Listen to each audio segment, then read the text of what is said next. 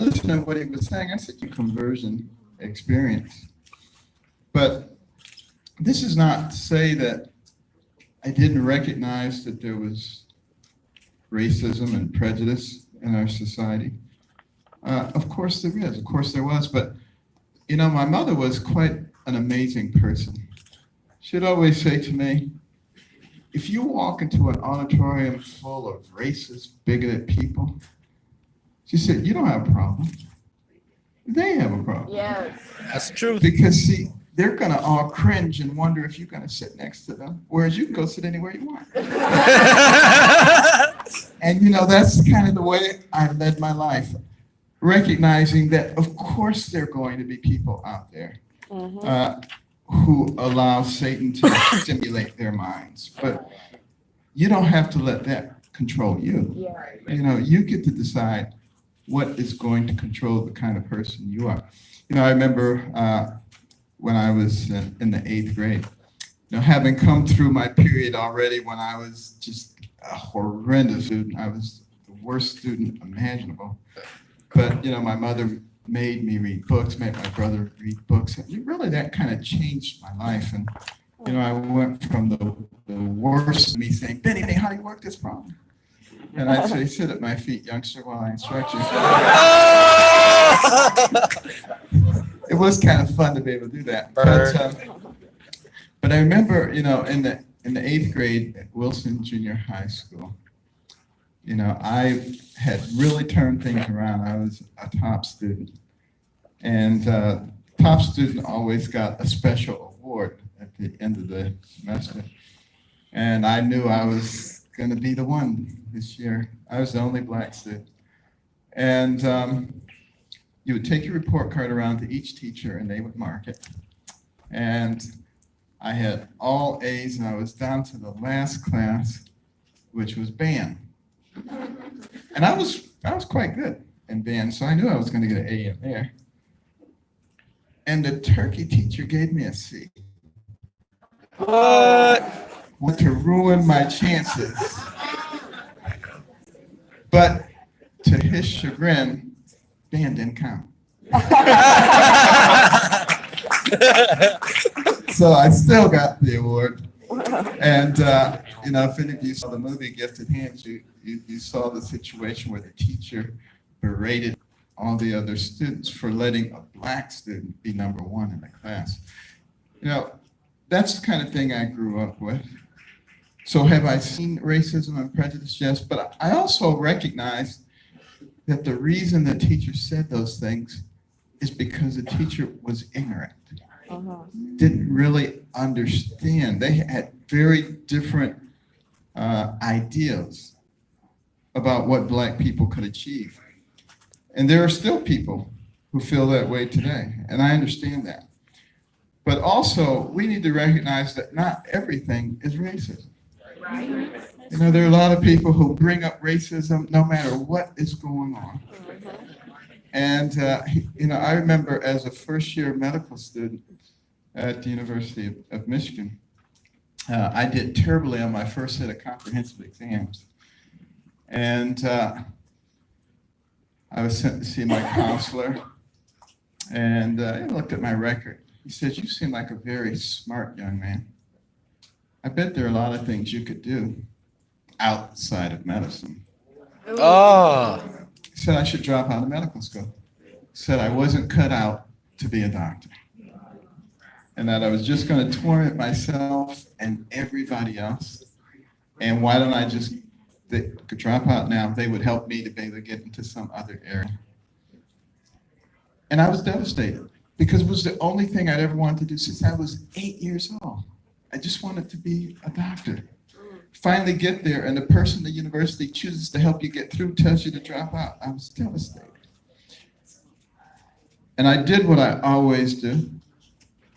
I prayed. I asked God to give me the wisdom to know what to do. I started analyzing my academic record, and I realized that I did very well in classes traditionally where I did a lot of reading, and I did poorly in classes where I had to listen to a lot of boring lectures. Because I don't get anything out of boring lectures, zero. And there I was listening to 6 to 8 hours worth of boring lectures every day. So I made the executive decision to skip the boring lectures and to spend that time reading. And the rest of medical school was a snap after that. And, I also, that I was somebody who was very much engaged with visuals. I needed visuals to help me. So I started writing everything I was supposed to learn on little index cards with little pictures on them to remind me of what it was supposed to be. And I carried those around in my pocket all the time.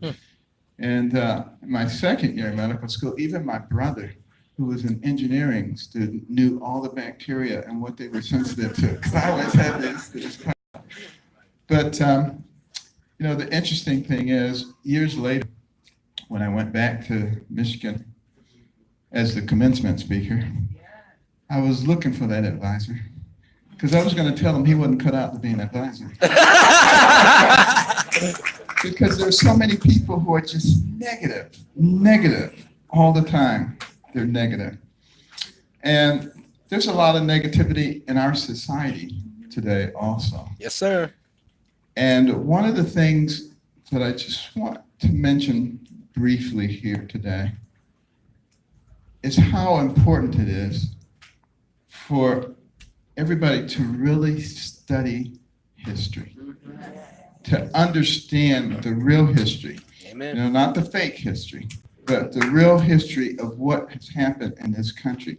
This is a tremendous country that we live in. Doesn't mean that it has not made mistakes.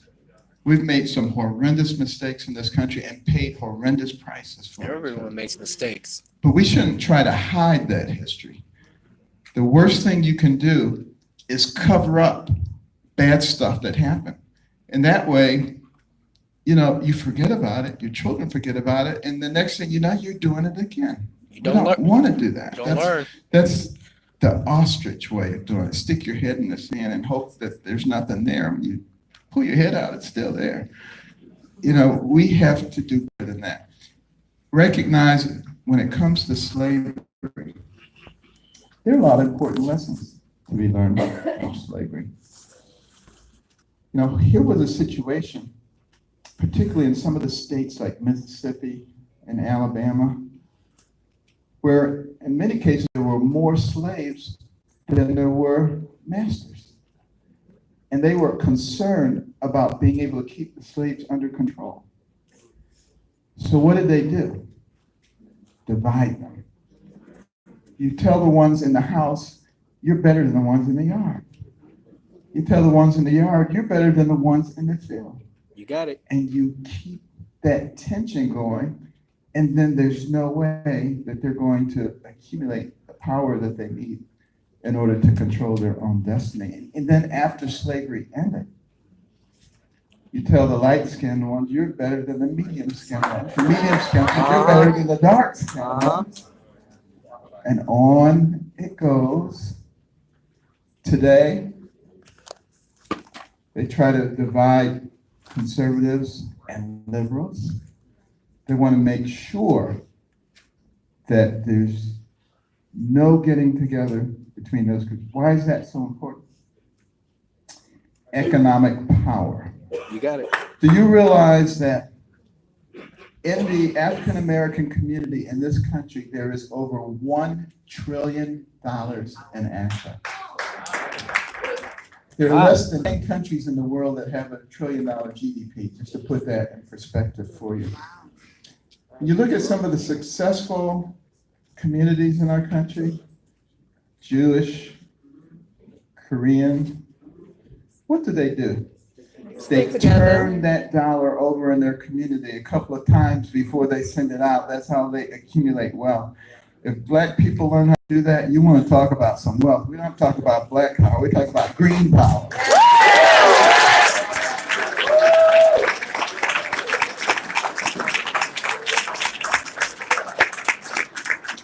And that is something we just have to start thinking about. Don't allow ourselves to be divided. Divide and conquer. It's the strategy that has existed since there were people on earth. Yes. And it's still going on today. It's going on a larger scale in our society at large. This nation is far too strong to be brought down from the outside, but it can clearly be destroyed from the inside. And how do you destroy it from the inside? You see it going on every day. You know, people stirring up strife. You can take the most radical left-wing person and the most radical right-wing person, and they're going to agree on 90% of stuff. But see, the haters, they take that 10% and they stir They it, amplify and they it. magnify Demagoguery. it, and they try to get you to think that that's the only thing that's important. Yep. And hence we have all the hatred that's going on in our society today. And if you look at history, it will destroy us if we are not smart enough as a nation to actually see what's going on. One of the things I try to tell most of the young press people that I see, that I run into, is I say, you're part of a noble profession. The only business that's protected by the United States Constitution is the press. Right. Right. The reason for that First Amendment. is because the press is supposed to disseminate Truthful information to the people so that the people can wisely decide on what their will is, and then the country can be run on the will of the people. It's a medium. When the press decides that they're going to act differently and that they have an agenda and that they're going to try to manipulate people and be on one side or the other, then we have a problem. And we need to encourage all the press people we know to reach for that level of integrity that was intended. And I'd like to see some of you young people go into journalism and be fair and be just. Become a mogul. You know, Armstrong Williams, look at all the TV stations he owns. I want you all, some of you, to be even bigger than that.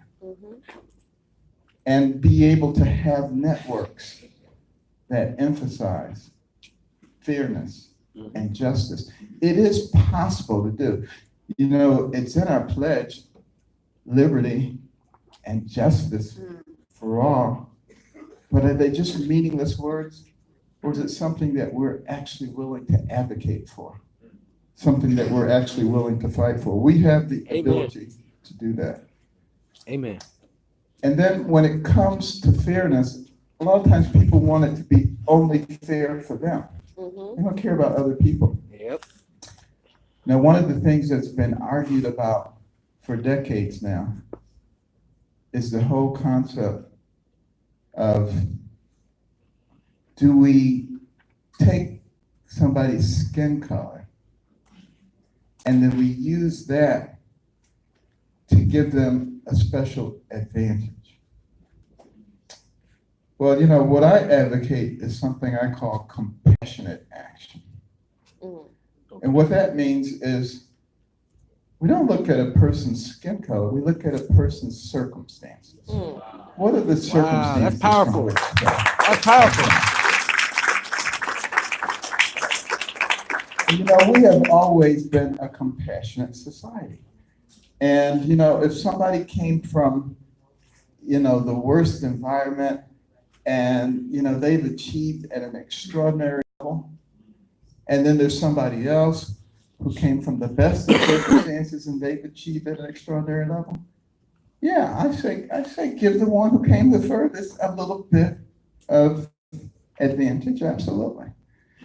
That's fair. And I don't think that's unfair. And it really doesn't matter what color they are. Yeah, exactly. You know, if